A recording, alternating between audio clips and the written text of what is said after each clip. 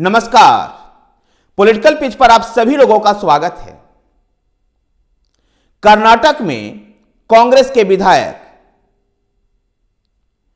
एच.सी. बालाकृष्णन ने लोकसभा चुनाव से पहले वोटरों को धमकाते हुए कहा है, नो वोट नो गारंटी योजना, अर्थात वोट नहीं तो गारंटी योजनाएं खत्म कर दी जाएगी, रोक दी जाएगी। गौरतलब है कि 2023 के कर्नाटक विधानसभा चुनाव में कांग्रेस पार्टी राहुल गांधी और कांग्रेस पार्टी की 5 गारंटियों के दम पर चुनाव जीत पाई थी। इसी के परिप्रेक्ष्य में कांग्रेस पार्टी के विधायक एच.सी. बालाकृष्णन कहते हैं कि मेरी बातचीत मुख्यमंत्री सिद्धारमैया से और डिप्टी सीएम डी.के. कुमार से हो चुकी है। अगर कांग्रेस को आगामी लोकसभा चुनाव में अधिकतम सीटें प्राप्त नहीं होती है तो इन गारंटियों को रोक दी जाएगी। अगर आप इन सब गारंटियों के बाद भी हमें वोट नहीं देते हैं तो हम क्या समझेंगे। यह तय आपको करना है कि आपको अछत चाहिए या फिर ये गारंटियां चाहिए। इन गारंटियों को देने से आपके सामाजिक और आर्थिक स्थिति में बदलाव आएगा, लेकिन फिर भी अगर आप कांग्रेस पार्टी को वोट नहीं देते हैं, आप हमें वोट नहीं देते हैं, तो इन गारंटियों का क्या फायदा और इन गारंटियों को खत्म ही कर देना चाहिए। कांग्रेस विधायक एच.सी. बालाकृष्णन का यह बयान एक तरह से मतदाताओं को धमकाने वाला बयान है कि आप हमें वोट दीजिए तभी सरकारी योजनाएं कायम रह सकती है, जबकि लोकतंत्र में किसी भी प्रकार से मतदाताओं का धमकाने का काम नहीं किया जाना चाहिए।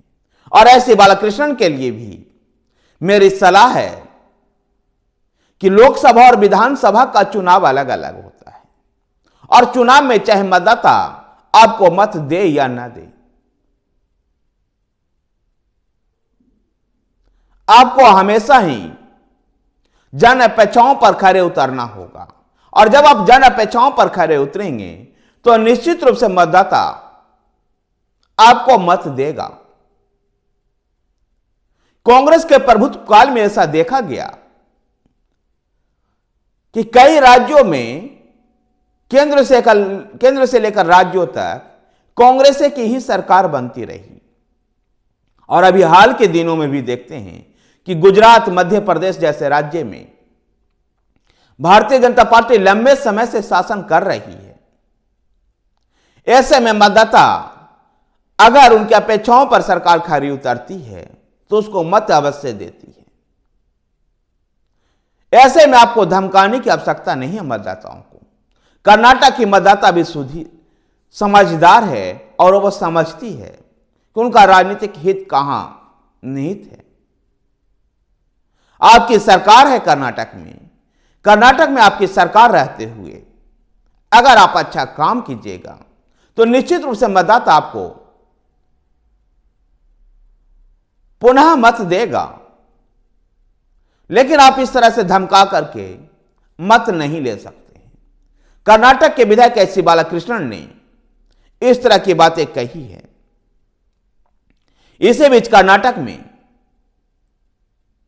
एच.सी. बालाकृष्णन ने आगे कहा है कि अगर इन गारंटियों के बाद भी अगर मत नहीं मिलेगा, अधिकतम सीटें कांग्रेस को प्राप्त नहीं होगी, तो हम भी मंदिर बनाएंगे, पूजा करेंगे और अक्षत को बांटेंगे।